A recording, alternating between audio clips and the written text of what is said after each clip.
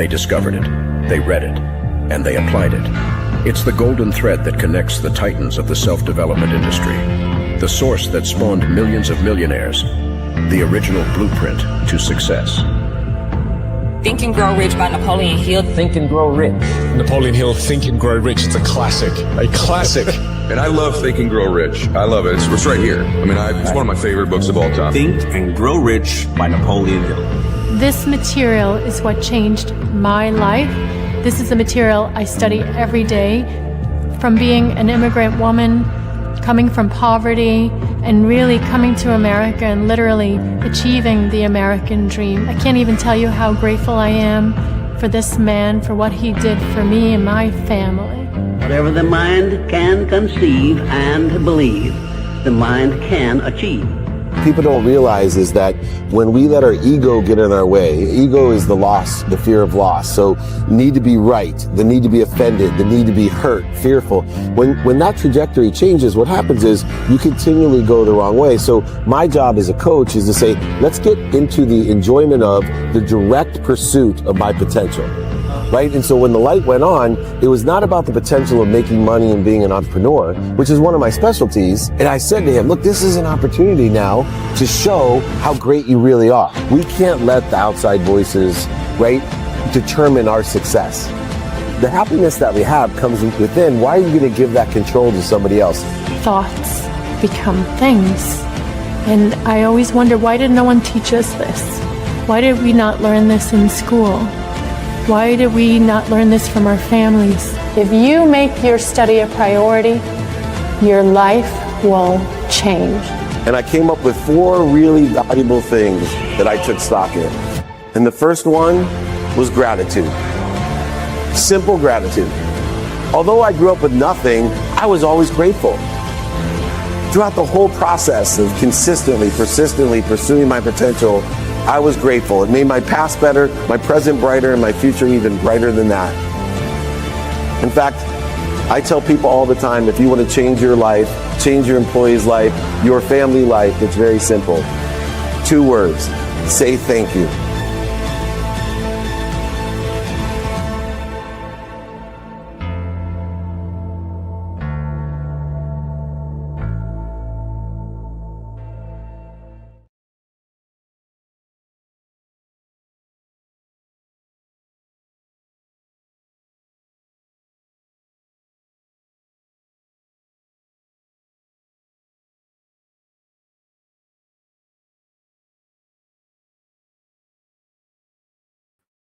Did the video get canceled? We're good to go? Welcome. Welcome everybody to Napoleon Hill Institute training. I'm David Meltzer, and today is a great training with my great mentor, the incredible Blaine Bartlett. We're going to talk about judgment versus discernment. BlaineBartlett.com. He's helping so many and millions move possibilities in reality. Blaine, how you feeling there, brother? Hey, I'm recovering. Well, good. I know we had a communication faux pas. We all thought you didn't have the time, meaning you couldn't make it to our training, but you didn't actually have the time of the training, which is awesome. So we are blessed to be here today. And, you know, there is a difference between judgment and discernment. And as I explored this training about that discernment of the judgment and discernment, I really saw where people fall down today. And they really don't see how judgment itself is truly the modern problem of the ego. And when I say that, Blaine, the ego originally, as it's evolved, was to protect bodies. I always say a saber-toothed tiger was coming across a cave, and we wanted to protect our body. So, you know, the ego would evoke, you know, all of this reaction to protect ourselves. And then it moved to our thoughts, our mind, and we came up with, you know, a need to be right and offended, separate, anxious, frustrated, angry, guilty, and resentful to protect ourselves from what we think people think or what we think we think. And that was a evolution, and it got more and more to me elusive. And then today, especially with social media and technology, it's evolved past the thoughts. It's really a perceived identity, an illusion that doesn't even exist. And so the way we see the world, the meaning that we give the world determines, as you've taught me, the results that we create. And if anybody would like exercises and guides from today, please email me directly, david@dmeltzer.com. David means beloved. D is my first initial. Meltzer means servant. David@dmeltzer.com. But when we operate from judgment, we limit awareness. We drain or interfere with our energy, and we create unnecessary resistance to the infinite potential that we have, our higher self, closest to God. And when we operate instead, though, from discernment, we expand what we see. We give a meaning aligned with the divine, and we improve how we not only decide on things, but accelerate how we execute on them as well. We've all, Blaine, been in situations where we reacted out of ego to either a body threat, a mind threat, or a perceived identity threat way too quickly. We labeled a meaning onto something as wrong or bad, or we let emotions drive these decisions that we, of course, later had to fix. Why forgiveness is so much a part of what we do is because we utilize judgment, not discernment, and allow the ego to react to the body, the mind threat, or the perceived identity threat that so many of us fall into the trap of. And in these same moments, if we had just stopped and breathed and simply asked, what is actually happening here? Yeah. The outcomes could have been completely different. So as we discuss these lessons today, we don't need more information, that's for sure, to succeed. We need to see the same information more clearly, which you help people do so often. As we move through this training, which is available to everyone, david@dmeltzer.com, we commit to awareness. We commit to discernment. We commit to observing instead of reacting. We commit to being a witness to the consciousness separating itself as a subconsciousness, questioning instead of labeling things and giving it a meaning, interfering with, giving it a meaning instead that is in the divine direction of where we want to be or better by choosing alignment over impulse. And this is how we shift from judgment and interfering capacity and capability to discernment. I look forward, as I mentioned, to getting everybody this training, guides, and exercises, the replays, david@dmeltzer.com. Lesson number one, question number one, is this core distinction, the game we're actually playing between judgment and discernment. And so when I talk about that difference, and as we operate between interference and flow, the judgmental reaction and the emotional interference that limits us, compared to when we discern and elevate our witness, our awareness to move efficiently, effectively, to be successful forward. What comes to mind for you as we differentiate between judgment and discernment? Well, and I love that question. And I love this topic. If you look at just, kind of the way that psychotherapy works today, and not that this is going to be a therapeutic conversation at all. With me, it needs to be, so thank you. Yeah, exactly. The most prescribed type of, psychotherapy in America today is, cognitive behavioral therapy. And what's interesting about that is the foundational seed of that came out of something that Epictetus said, Stoic philosopher. It's not the things that trouble us, but our judgments about things. And that goes back a couple thousand years. So this distinction between judgment and discernment is not only powerful, it's long lasting. It has stood the test of time. And the most success, when you start looking at going back to first principles, that's one of the ways that we actually find enhance our ability to go back to first principles, which is the one of the foundational pieces of long-term success, is by being able to make that adjustment. Judgments, good, bad, right, wrong, they are limiting by definition. so true. And, when we use discernment, we are witnessing and elevating our awareness and elevating alignment and risk tolerance, where judgment is a reaction of some sort of contextual feeling that usually is motivated or inspired by the ego. And to that measure, judgment blocks the flow. It interferes with it, and it's discernment that causes that interference.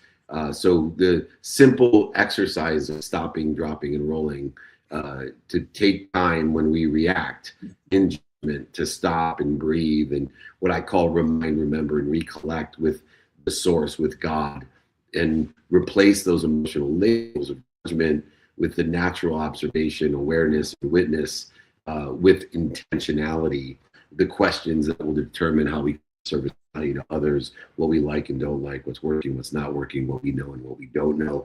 There is a core distinction in the game that we're playing, the meaning that we give that game through discernment or judgment. If you like that stop, drop, and roll exercises or the guides exercises, David at meltzer.com. Now, the second lesson I want to talk to you about, as we both are getting longer in the tooth, is the cost, the emotional expense of judgment, and the impact of feeling stuck that is contingent and aligned with this expense, this emotional expense. Judgment, as I mentioned, creates interference, and that resistance, it lengthens the lapse of time between the problem and the solution. It distorts how we see opportunities, it touches a favor.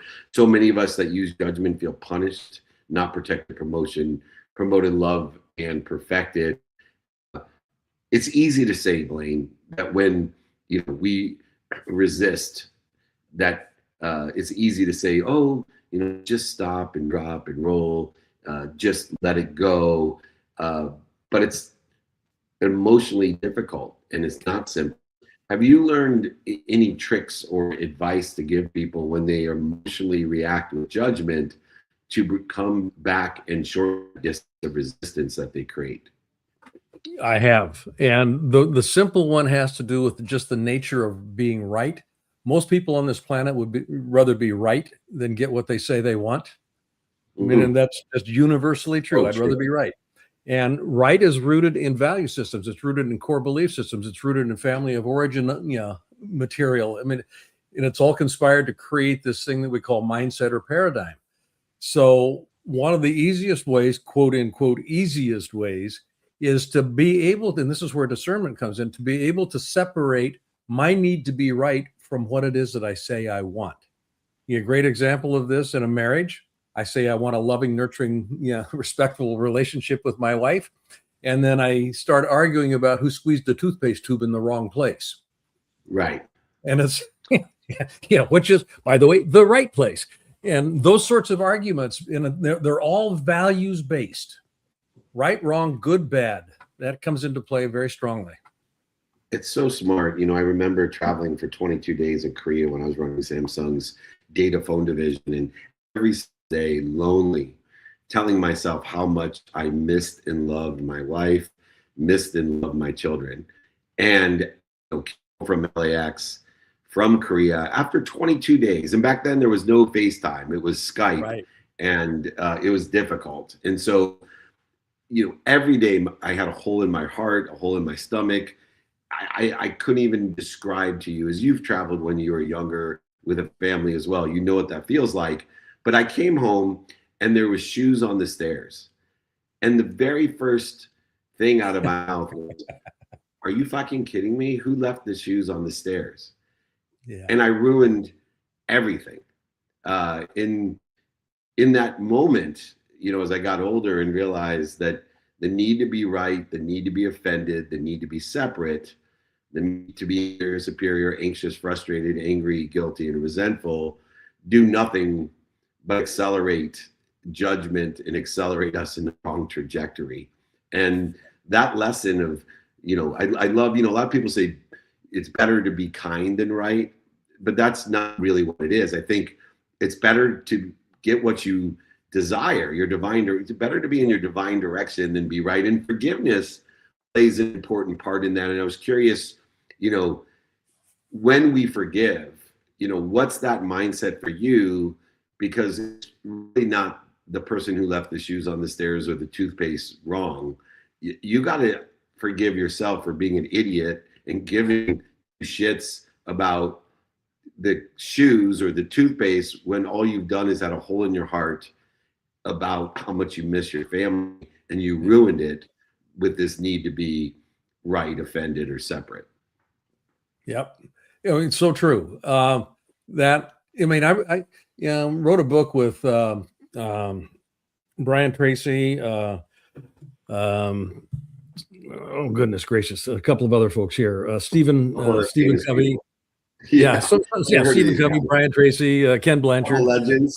Jack You know, and part of what I actually contributed to this book was a whole conversation around discernment, and that idea of well, where I landed. I'll just put it this way: where I landed was literally a metaphysical realization. There's nobody out there but me. So the idea of forgiveness. Who put these damn shoes on the stairs? You know, I get all upset about that, and all I'm upset with is my belief systems about where those shoes should be. So to your point, I need to forgive myself. When I can begin to forgive myself and let go of my attachment to my need to be right, now I have an opening to actually experience much closer connection to what I say I want, which is that joy, love, and experience with my wife or my kids, or fill in the blank. Yeah, and there's a energetic and genetic inheritance of self-sabotage of I'm going to pick anything out so that I'm not vulnerable and honest about how much that person cares about me. Because if they really knew how big of a hole in their heart it created, they may leave like other people have. Yeah. And I expose that fear, this ego-based fear that, I feel so strongly about my family. And because my dad left when I was 5, or people pass, or whatever it is, you get into this subconscious thing about, I'm going to screw this all up, because the last thing I want to do is to expose myself of how much I really love them, because it's going to hurt me. They're going to manipulate me. They're going to take advantage of me. And it took me years. Exactly. Very valuable lesson. I hope everybody got that. If you didn't, watch the replay, get the exercises and guides in how forgiveness can help us to understand and shorten the distance of resistance and the emotional expense of judgment. David at dmeltzer.com. The third lesson I want to discuss with you is the power, as we touched on it, of discernment. How we operate closest to God, how we operate closest to our potential, how we continue to ignore the evidence and the evidence contrary to where we want to be. And it's discernment that allows us to witness or observe data without emotional attachment, and act intentionally, as I just described, a personal self-sabotage where accuracy, timing, and alignment actually come from, instead of labeling things. I always say, only thing for labels is shampoo. And as I get older, the less I need. Unlike you, who still needs a lot of shampoo. This idea of labeling, how do we stop judging and increase our accuracy of how we operate at our highest self and utilize the power of discernment? That question goes directly to the core of what most people wrestle with, and it's the separation of, it literally is duality. Ego gets built, and it separates. As ego is built, it separates us from what you and I can call source, spirit, whatever it is that actually brings life to who I am and what I do. There's a spirit that's moving to and through all of us all the time. And the ability to become quiet, this is what discernment actually creates. In Buddhistic philosophy, the activity of discernment is simply awareness. It's about a noticing without assigning meaning to what I notice. I just notice, which when you back that up, it's essentially what happens in meditation. I just notice. And when I can become quiet, silence is not the absence of noise. Silence is the absence of self. And when I can become quiet and myself isn't, the ego self isn't creating all kinds of noise, then I can apprehend, I can experience, I can see, I can, kind of grok that piece that wants to be expressed most fully through this bag of skin that I call Blaine. I get to do something, but it's the spirit that wants to come through, and I inhibit it with judgment. And that's so good, because silence creates space, and space is where the music is made. If all you had was sound, there'd be music. It's actually the space between the notes that creates the music, and it's a space between our thoughts that create the materialization, the monetization, the information. If you didn't have space, there'd be no place for information. And as we elevate our awareness with the appropriate information by aligning it in the divine created by our own divine direction, our own desire to be what we must be, or to be where we think we want to be, or even better, is that pause, that stopping, that space, that silence that allows our vessels to inform ourselves and to be better witnesses to the bag of bones and skin that make up Blaine and make up David. And it's so important to understand there's where we operate at our best, that we choose curiosity and humility over certainty, knowing they're whole or we're about to be, that the longer we go, the less we know. And so curiosity is the power of discernment, with focus on data over drama. And we make decisions based on what we see, what we witness, not the reaction, the feeling of reaction to that, the emotional expense. And we put our power in discernment, not into data, not into judgment of emotion, and put that energy in motion. So we increase our accuracy. If you'd like the lesson of the power of discernment and operating at your potential, email me, david@dmeltzer.com. Leading into the fourth lesson in discernment versus judgment, our own internal ego, our own operating system is really where this lives. And I mentioned the evolution of the ego, and our outcomes are driven by the voice we follow, which is our ego or the witness, awareness. And we create these reactions, and one creates reactions, the ego and judgment, the other creates alignment of witnessing. And the way that I describe this to people, and the analogy that I can give them, is watching TV. When we're immersed in a TV show, there's one consciousness. When the commercial comes on, we're witnessing a consciousness, and then we start to realize there's 1,000 other channels and 1,000 other consciousnesses as well. But it is all going on at one time, one single consciousness. And if we allow the ego to separate us and to react emotionally, we can create this interference where our awareness, or the witness of the TV show, allows us to observe, understand, and choose intentionality in our divine directions. We are not our thoughts. We have the power to observe our thoughts, though.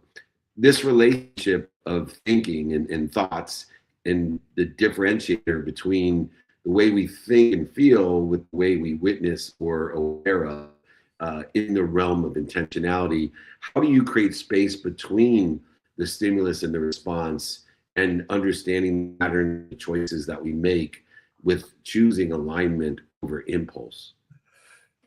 Again, I mean, I love these questions today. They are actually positioning, I think, what Napoleon Hill talked about when he wrote Outwitting the Devil.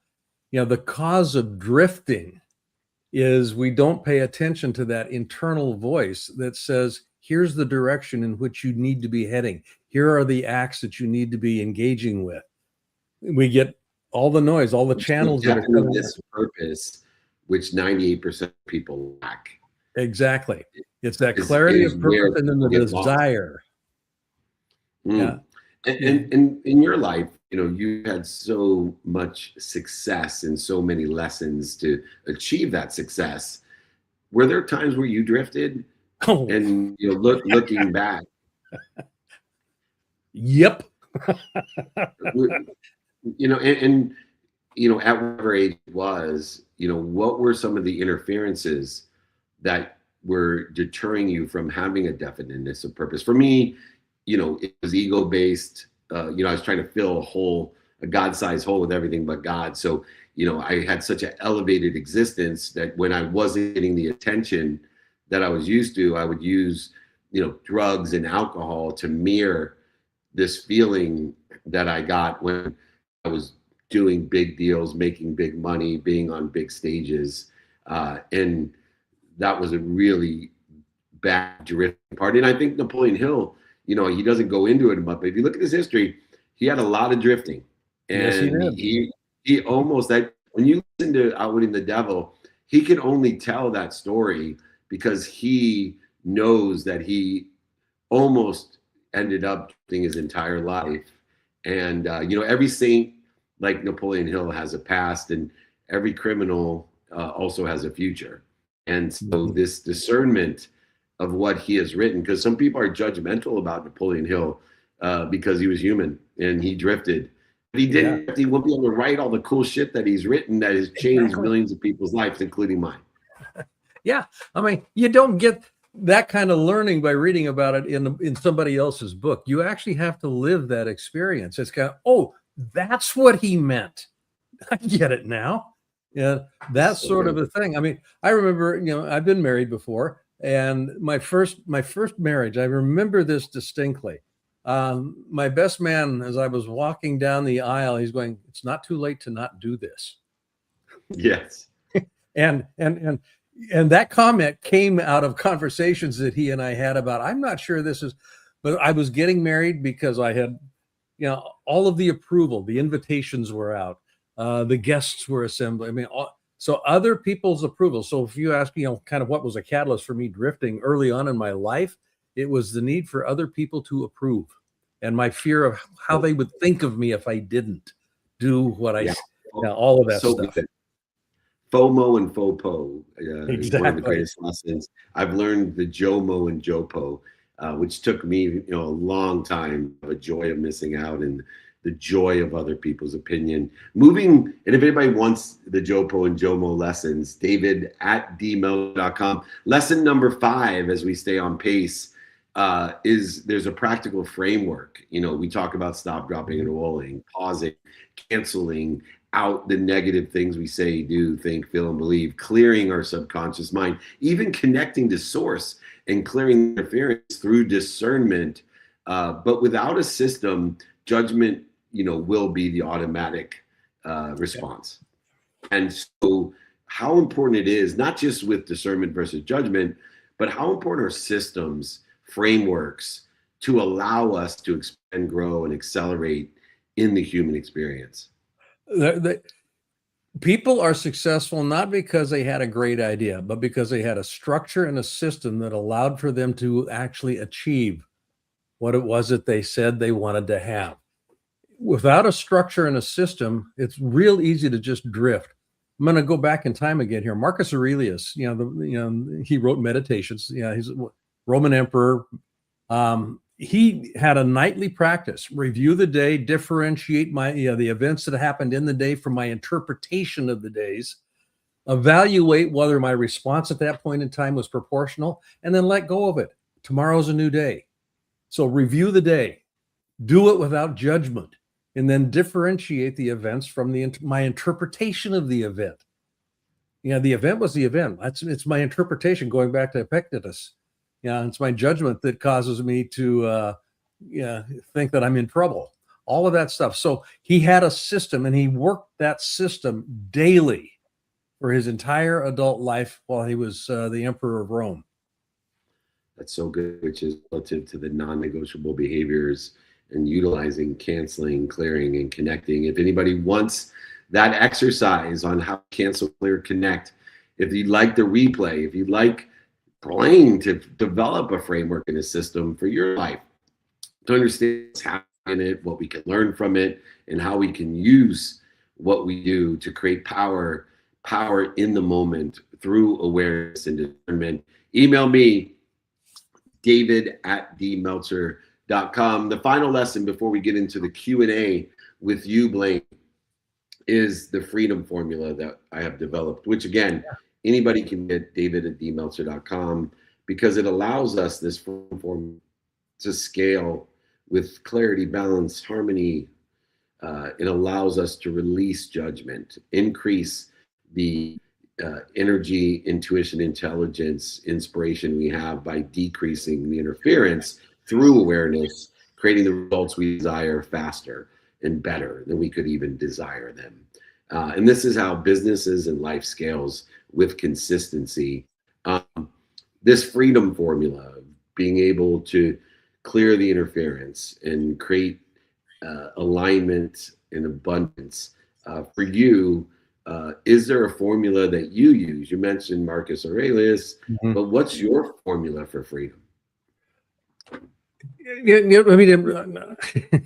I mentioned Marcus Aurelius because I actually work with that material, and I've worked with it for years. I have literally adopted that. And, it's interesting. Neville Goddard also speaks about essentially the same sort of thing. Review the day. Notice where you made judgments that weren't serving you.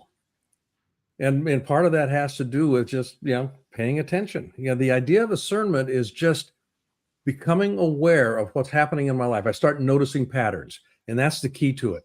When I do that daily or that evening review, if I'm really diligent about it, I start noticing patterns. And that's the whole idea. So if I can interrupt a pattern, I can introduce something new. Until I'm aware that the pattern is running, whatever I try to do is going to get kicked out by the pattern. Yeah, we got to look for clues through gratitude. The clues are formed by finding the light, the love, and the lessons. We mentioned the forgiveness that is necessary to create the ease, knowing that we're made from those mistakes. And when we find the light, the love, and the lessons, we need to forgive ourselves for making those mistakes. But it's accountability within the context of the freedom formula, with the clues, the patterns, and the choices that we make. It's the accountability that says in our nightly review, what I call an unwinding routine, as I look at how I perform with non-negotiable and negotiable behaviors, circumstantial and uncircumstantial, paid and unpaid, planned and unplanned, and preparing for the recovery and access to information during my sleep.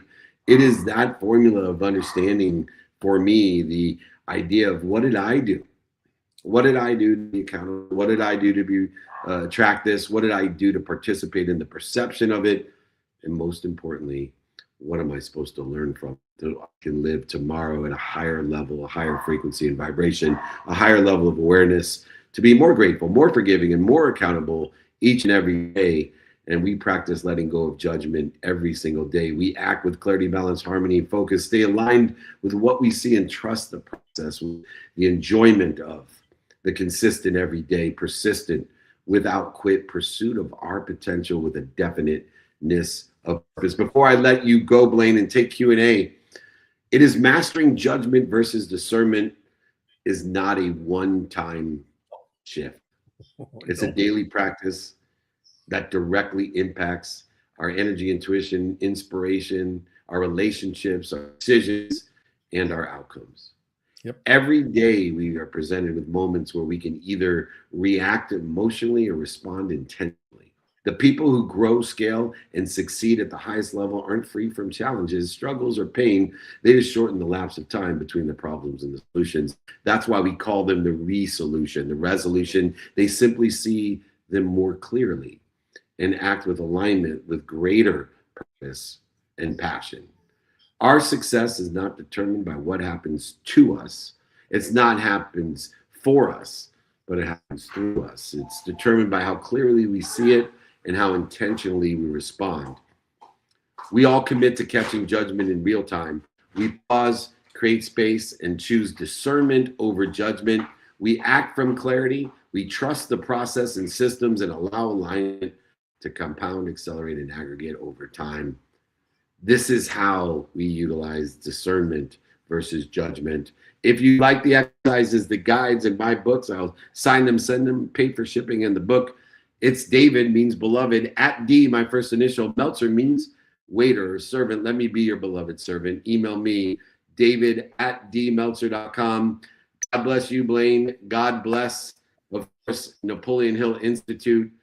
I'm so blessed that you're staying on to answer questions. Thank you so much for joining me. You bet, my friend. I love doing this. Great to see you. Be healthy, be happy, send my love. Thank you, Okay, Gigi. you got Go it. get him, Blaine. All right, take it over. Hey, Nick, take me home here. Is Nick sleeping? There we are. Okay, got you there. Is Nick here? Nick, wait, hold on. What's going on? Oh, there he is. Let me. Are you sleeping on the job, Nick? What's going Blaine, on? you can hear me on Clubhouse, correct? I can hear you on Clubhouse now. Yeah, I just logged in there. Thanks, guys. Thank you. Thank you, Nick. Perfect. I'm going to leave Blaine here. I'm going to leave you on the webinar so that we don't get the interference between us both feeding in on Clubhouse, talking over one another, et cetera, et cetera. So if you want to go ahead and patch your audio through so everybody on the webinar can hear us, just go ahead and unmute yourself and I'll remove myself here, okay? Okay, I'll go ahead and do that. There we go. Beautiful. All right, so now we are rocking and rolling, and I'm going to do a quick reset of the room here, as this has been the Napoleon Hill Institute training with the chairman of the Institute, Mr. David Meltzer, and of course our very special guest, the double B, Blaine Bartlett, is of course the godfather of our mentorship tree here. And now as we are going to open it up here for the next probably 15 or 20 minutes to rock and roll with some Q&A with Blaine. As a reminder to everybody that's joining us here today, if you would like to guide an exercise from today's training, all you need to do is email David directly, david@dmeltzer.com. Once again, that is just david@dmeltzer.com. And Blaine, real quick, why don't you share where everybody can get in touch with you as well, as I know both from the training as well from this Q&A that people are going to have continuous questions. Yeah, easiest is my LinkedIn. It's Blaine Bartlett, but also my website, blainebartlett.com. And email is Blaine@avatar-resources.com, which is my company. Perfect. And so as we continue forward here, I see that we got all of our friends joining us on Clubhouse. So for the first question of the day, I'm going to pass it over to the incredible Marco Antonio. Marco, my friend, it's always good to see you here. Why don't you unmute yourself and kick us off the first question? Likewise, Nick. Glad to be here. Thank you, Blaine. Thank you, David. You know, it was really cool to hear you guys talk about Napoleon Hill drifting. Glad to know I'm not the only one. But, you know, my question was in regards to, you know, sometimes emotions can cloud my judgment and decision making. Mm-hmm. And I was wondering, what role do emotions play in distorting discernment? And how do you personally regulate that in high stakes situations? Great question, Marco. Thank you, Blaine. Yeah, no, it's a great question. What I'm interested in when I notice myself getting emotionally triggered is, what was the trigger? What was the trigger? So I want to go deeper than he cut me off in traffic. Okay, that may be the most visible piece, but what's underneath that? So when I can begin, and this is kind of that evening review that I talked about just a bit ago. When I begin to review these things, I start noticing patterns. And it seems, just taking that example, if that sort of an event keeps showing up and I keep having essentially the same emotional reaction, there's an underlying trigger that I want to get my hands around, because until I do, it's going to continue running. And it will be running me instead of me being in front of it, if that makes sense. So there's a piece of introspection that comes into play with that. You have to be willing to just kind of step back and this is the idea of discernment. Don't judge it. Just kind of go, that's interesting. I get triggered when that happens. Where did that come from? Can I find the first source of that? And then just kind of pull it apart and see what might be there.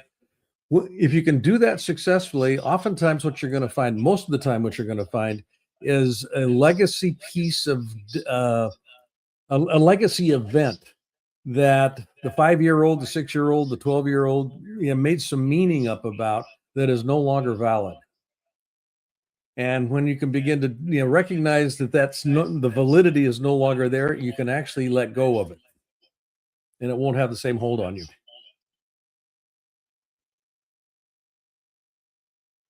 Beautiful. Thank you so much, Marco, for our first question of the day. And Mr. Blaine, just as a kind reminder, as we get our questions, make sure to unmute yourself on Clubhouse as well for the answers so that everybody can obviously hear all the goodness of wisdom that you are going to be dropping today. But for our next question, I'm going to pass it over to Allie, who's been patiently waiting here on stage. So Allie, it's great to see you. Happy Wednesday. What do you got for us? Happy Wednesday. Thank you, Nick. Thank you, Blaine and David, for an incredible training as always. Question for you is, have you ever forgiven someone intellectually, but realized emotionally it was still stored in your system? And how did you move beyond that layer? Lovely question. Yes, is the short answer. Long ago, I got real clear about the power of forgiveness. And that being said, as long as it still had a hold on me emotionally, forgiveness had not occurred. Forgiveness, in the way that it actually works from a dynamic perspective, can move into territory that is called I forget as well. And what I mean by forget is I begin to literally forget the perceived emotional trauma that was associated with it. And I begin to think of it in terms of, well, it's just something that happened. And it's that absence of emotional attachment that literally lends itself to true forgiveness, if that makes sense. So where people get in trouble, I think, around this question of forgiveness, Allie, is they think that we're actually forgiving something or somebody out there. It's all about me. There's nobody out there but me. There's no thing out there but me. So ultimately what I'm doing is I'm forgiving myself for whatever transgression I have imagined occurred.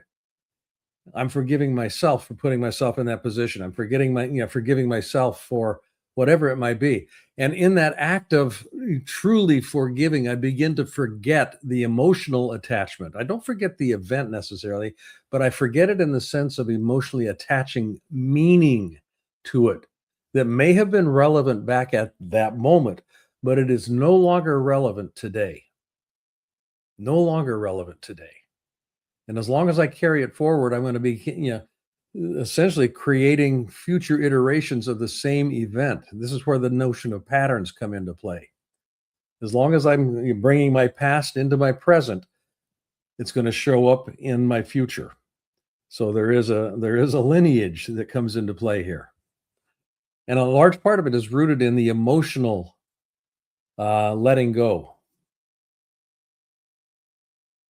It's powerful. Thank you. A lot to unpack. Appreciate you always. Thank you, Ali. Beautiful. And Blaine, I want to make sure to show some love to the chat as we have a question that's coming in from the Queen of Curiosity, which is Colleen, who I know is someone you hold very near and dear to your heart. And her question for you today is, why do people often confuse familiarity with inevitability? Familiarity with inevitability. That's an interesting question. That's why she's the queen. I haven't thought about that in that way, Colleen. Familiarity. Yeah, I mean, if you're in the chat, if you could give me a little bit bigger thread to work with there. I've got an idea of where you're going with it. But I was going to say, I know that she is a little bit on the go. Okay. She's in the chat and not live, but let me get some additional clarity from her. And in the meantime, I'm going to go ahead and pass it over to Malad, who is waiting patiently here on stage on Clubhouse. So Malad, good to see you, my friend. Why don't you unmute yourself and ask away? Appreciate you, Mr. Glazer, Mr. Bartlett. Hope you are doing well. Thank you. So my friends and I have recently been discussing our futures. We are all a few weeks away from graduation. And I wanted to come and maybe get some perspective from you, but we're all discussing the term comfortability. We're all pretty comfortable with what we're doing right now. We're making just enough. And it's kind of weird because we're trying to see if now that we're going to, move on from school, if we should take that next big step, or if we should just relax and kind of enjoy the comfort right now. But I wanted to hear perspective from, you or other professional individuals that could tell me anything that could give us some positive direction or any direction at all. Comfort is very seductive. It's comfort, honestly, Milad, is very dangerous because it is so seductive. The organism that I call myself is living, breathing organism. It values comfort. It values safety. It values, those sorts of things that don't stress it. If you can kind of put it in that context. The problem with it is there's no growth. Yeah. When things are comfortable, I'm not growing. There's no growing edge, to come into play here. And that isn't to say that I, shouldn't take time off and just kind of go, I'm going to just enjoy this right now, particularly coming out of school as you are. That's a time to just kind of go, okay, let's acknowledge this. Let's kind of settle into and have a little bit of reverie about what we've just accomplished. And there's an and that comes into this. Don't get settled in it. You've got to be particularly mindful that seductive nature will, and this is what Napoleon Hill talks about when he's talking about drifting. It's very seductive to, kind of settle in. And people will look up 30 years down the road and they find themselves in a rut. And a rut is nothing more than a coffin with the end kicked out. They haven't grown appreciably in their lives. They haven't, names and faces have changed to protect the innocent, but that's about the only thing that's changed in their lives. So you want to be mindful of, there's a balance. I want to, take time to enjoy, but I also want to look for where's that next edge? What needs to happen here for me that will cause me to be better than I was yesterday? I want to find ways to continuously be better in some small way than I was yesterday. And that will, that will stretch me. It'll cause me to be uncomfortable. I appreciate you. And actually, I wanted to say we got this, we started talking a little bit when we saw your post about the problem isn't strategy, it's consciousness. Stop drifting, start living. Because, we're really good at planning and we're really good at making some strategies and things to do. But then it comes down to that actual, putting it into action. And we start to plan for future strategies and future plans, and we kind of leave everything that we planned in the past. Yeah. So good stuff. I appreciate you. Thank you. Well, love the journey you're on. Congratulations on graduating. Thank you, sir. We are always proud of you, Milad, and we always have your back, especially as you continue to do your best, learn lessons, and have fun while you do it. So we shout out to you and give you nothing but love. And as we continue on with this Q&A session, officially entering into what is the fourth quarter, as we got about 14 minutes here as we wrap things up, I want to go ahead and kick it over to Robin for the next question of the day. So Robin, it is always good to see you here. Thank you so much for joining us. Why don't you unmute yourself and keep us rolling with the next question? Wonderful. Thank you so much, Nick. Hi, Blaine. Hi, Robin. It's good to talk with you again. I just wanted to mention that I still use your tomato analogy for discernment from our Zoom call ways back. Oh, good. Good. But anyway, so my question today is I recognize that I am a creator, that the creator, the ideas are flowing all the time. I'm looking to really make that hard shift into execution and implementing those systems. What can you say to help me keep up with that as far as daily or weekly check-ins to make sure that I don't drift back over to the creator side and I can, I might fizzle out with that momentum to actually execute the vision and the business systems and not get lost in all the additional features in that implementation. I love the question. Squirrel. Okay, and all of a sudden I go running off into that direction. Developing a certain muscle will be useful here, and that muscle is learning how to say no. Learning how to say no. FOMO is it's a real deal. Steve Jobs talked about how I'll butcher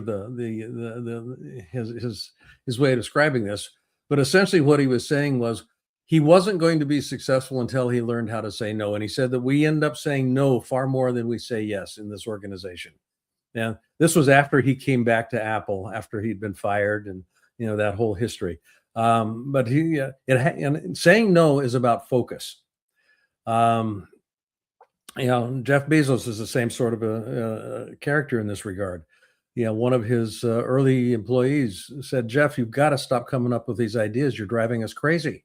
There's no focus. You got us running all over the place here. Learn to say no." So for you, Robin, once you decide on a path for execution, set yourself up, and this is what I would suggest.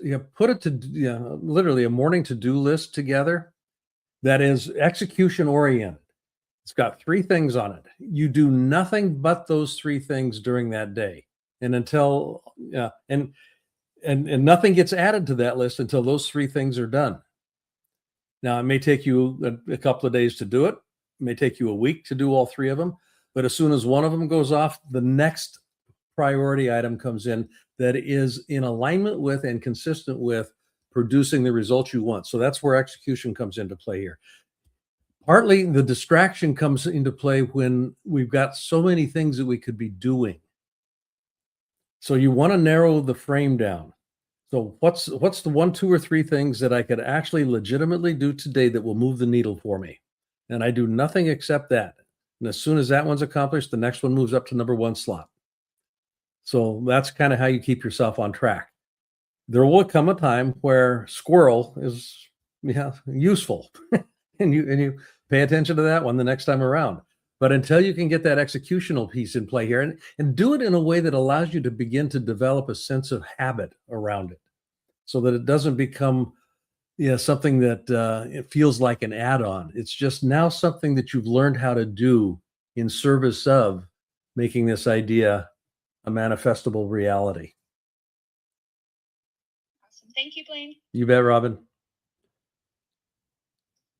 Thank you, Robin. And for our next question here, as we continue on, I'm going to pull one from the chat from our friend Jennifer, who is asking Blaine, do you have a go-to way of canceling negative thoughts or emotions when you notice them really aggregating together and almost creating a bottleneck? Yeah. I'm going to just crib something, steal something from my friend Mary Morrissey. Mary's got this delightful little way of illustrating this. She says, when that thought comes up, I literally, and she does this, she stomps her foot and she says, "Not now." And she will physically move her hand across her face, just kind of moving it out of her mind. Not now. This is not the time or place. And that swish, and it is a swish pattern in neurolinguistics. You'll hear them reference a swish pattern. What you're doing is literally changing state. It's the attachment to the negative thought that gives you the difficulty. So you want to decouple it as quickly as you can. When you notice it, not now. This isn't appropriate now. I'm not going to have that thought now. And it doesn't deny that the thought is there. It's just moving it through. You don't want it to take root. So physiologically, every one of us has got a body. We can all work with our bodies. So literally from a physiological perspective, that swish movement, you'd be surprised at how effective it is in impacting the mental process. Physiology, how I describe something determines how I feel about it. How I feel about something determines my behavior. I can do this in reverse. My behavior will shift how I feel about something, which will move it out of my mind or move it into my mind, depending on how I want to work with it. So just kind of play with that a little bit. It doesn't have to be a real hard thing to do. You can actually make it kind of enjoyable. fantastic. Thank you so much, Blaine. And, as we are coming into the final question here, which I am not afraid to be selfish and take it myself, because any opportunity I can have to learn from the double B, it is a blessing to say the least. And the final question I want to ask you, Blaine, is especially related to today's training, which I think is, extremely applicable. And I know that through a lot of the clients that you work with, this is something that comes up in a lot of the mentorship and the coaching that you do. But in alignment with today's training, is there any specific lesson that is really resonating with you right now, or even a takeaway from the last week? Because as you know, I am somebody that is a sponge, to say the least. I am always absorbing as much value and, of course, as many lessons as I can. And I can't think of anybody better to turn to, of course, than yourself in terms of making sure that I'm up to date on what's resonating with you the most. Well, thank you, Nick. Thank you. And it's an interesting question. What's resonating with me right now? Yeah, I carry a coin in my pocket, and I have for years. And it's literally a Stoic phrase. Memento mori. And many of you may be familiar with the term memento mori. Remember, I must die. Remember, you must die. So, I had some heart surgery yesterday. Minimal. I mean, it wasn't a big deal. But I've got holes in my body right now where they poked different things in, and everything's fine. It's all good. It's working well, but it's an indication that mortality is not an abstraction. And what I'm working with right now has to do with, and this is something that is ongoing for me, finding ways to be more in the moment than not in the moment. And it's a lifelong journey, but just kind of practicing. What do I need to be paying attention to today? What's distracting me? How do I know when I'm in the moment, so to speak? So there's a question about flow state that comes into play that I'm playing with. I'm treating it more as a game, I think, than anything else. I'm just kind of paying attention to it. And being playful with it. Memento mori. I'm not getting out of here alive. And while I'm here, there's an old phrase that I learned years ago. If I'm skating on thin ice, I may as well dance. So what I'm paying attention to right now is, how can I dance more fully? How can I dance more fully? With Cynthia, with my writing, with the teaching I'm doing, how can I dance more fully? And I'm actually enjoying it. It's not heavy at all. It's actually kind of laughing, not laughable, but laughing as an ongoing verb. That's fantastic. Well, Blaine, I want to thank you again for not only taking the time to be a part of these incredible trainings as our special guest and special mentor, but more so for the way that you continue to always show up for our community and pour in the way that you do. I know David will never be able to, as well as myself and the team, will never be able to properly thank you enough. But I think in great turn, the thank you comes from planting those seeds under trees that you never know when you will sit under. So we want to thank you for your incredible wisdom, your guidance, and your insight. Please remind everybody one more time. I know they can get in touch with you at blainebartlett.com, but where else can people reach out to you? LinkedIn. You can send me just message me on LinkedIn. That's pretty simple to do. Or Blaine at avatar-resources.com, which is my company. avatar-resources.com. Beautiful. Well, I know that we will be seeing you again here with the next weeks to come of the Napoleon Hill Institute training series. I'm going to go ahead and close out today's sessions and invite but not obligate everybody to come and join us. But before I do, any final words that you want to share, Mr. Blaine? I always end something like this with the admonition to pay attention to nature. Everything in nature is the center of distribution in some way, shape, or form. Nothing in nature serves as a center of accumulation. So find a way to act like you're a part of nature. Go distribute something. Be That's a center beautiful. Of distribution in your life. Give away a hug, a smile, tip the bill, whatever it might be, but make a difference in somebody's lives. Oh, I love it, Blaine. Well, thank you again so much for joining us here today. And of course, for everybody in our community, I want to round things out by reminding you and being annoying, as of course, I'm a great learner of David, as all great teachers and coaches are, of course, repetitive and annoying. So I want to remind everybody that if you would like the guide and exercise from today's training on judgment versus discernment, all you need to do is email David directly, david@dmeltzer.com. Once again, that is just david@dmeltzer.com. And when you email David, if you've already gotten a copy of his most recent book, which is Don't Do Business with Dicks, make sure to let him know so then he can send you the rest of his books completely for free. Sending you a copy, signing a copy, and even pay for shipping, ladies and gentlemen. All you got to do, once again, is email David directly, david@dmeltzer.com.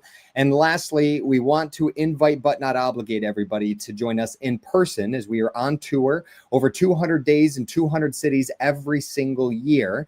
Of course, coming into town for our masterminds, our keynote speech, and then adding on what we call a car wash, which is adding on a community meetup, a holding court, interviews, and even one of our VIP dinners. So if you guys would like to join us this weekend as we're going to be in New Orleans for a community meetup, adding on a car wash for Jazz Fest 2026. Then it'll be off to Viva Las Vegas for Office Hours TV show season number 10. Adding on a car wash then again there. We'll be in Los Angeles at the greatest stadium in the world for a podcast day. Of course, adding on a car wash once again with our VIP dinner. Then it'll be off to Madison, Wisconsin, the Bahamas with Bill Walsh and the incredible mastermind group that he has. Then in Atlanta, Georgia with Chad Sandrigan and the Cannonball Moments team. Then back to Viva Las Vegas for Office Hours TV show. And then even over to Austin, Texas for the Aspire Business Tour. So ladies and gentlemen, if you guys would like to join us and get these reminders on where we're going to be, over 200 invitations, but not obligations a year, all you need to do is text us at 949-298-2905. Once again, that is area code 949, next 3 digits, 298, last 4 digits, 2905 for all of the invitations, but not obligations, over 200 every single year. And for our community, both live as we are on every single platform, as well as here in the Breakfast with Champions, the greatest room and community on Clubhouse. We will see you all this Friday, 6 a.m. Pacific, 9 a.m. Eastern time for David's Free Friday trainings. And then, of course, we will be back next Wednesday as well with the Double B, Blaine Bartlett, for the next edition of the Napoleon Hill Institute training. But in the meantime, we want you to enjoy the rest of your incredible Wednesday and this More Good News Wednesday that we are blessed with. And the final reminder is to continue to be more interested than interesting, and be kind to your future self, and do good deeds. Hit it, Gigi. They discovered it, they read it, and they applied it. It's the golden thread that connects the titans of the self-development industry, the source that spawned millions of millionaires, the original blueprint to success. Think and Grow Rich by Napoleon Hill. Think and Grow Rich. Napoleon Hill, Think and Grow Rich. It's a classic. A classic. And I love Think and Grow Rich. I love it. It's right here. I mean, it's one of my favorite books of all time. Think and Grow Rich by Napoleon Hill. This material is what changed my life. This is the material I study every day. From being an immigrant woman, coming from poverty, and really coming to America and literally achieving the American dream. I can't even tell you how grateful I am for this man, for what he did for me and my family. Whatever the mind can conceive and believe, the mind can achieve. People don't realize is that when we let our ego get in our way, ego is the loss, the fear of loss. So need to be right, the need to be offended, the need to be hurt, fearful. When that trajectory changes, what happens is you continually go the wrong way. So my job as a coach is to say, let's get into the enjoyment of the direct pursuit of my potential. Right? And so when the light went on, it was not about the potential of making money and being an entrepreneur, which is one of my specialties. And I said to him, look, this is an opportunity now to show how great you really are. We can't let the outside voices, right, determine our success. the happiness that we have comes within. Why are you going to give that control to somebody else? Thoughts become things. And I always wonder, why did no one teach us this? Why did we not learn this in school? Why did we not learn this from our families? If you make your study a priority, your life will change. And I came up with 4 really valuable things that I took stock in. And the first one was gratitude. Simple gratitude. Although I grew up with nothing, I was always grateful. Throughout the whole process of consistently, persistently pursuing my potential, I was grateful. It made my past better, my present brighter, and my future even brighter than that.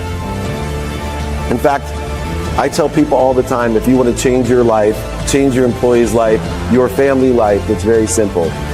2 words, say thank you.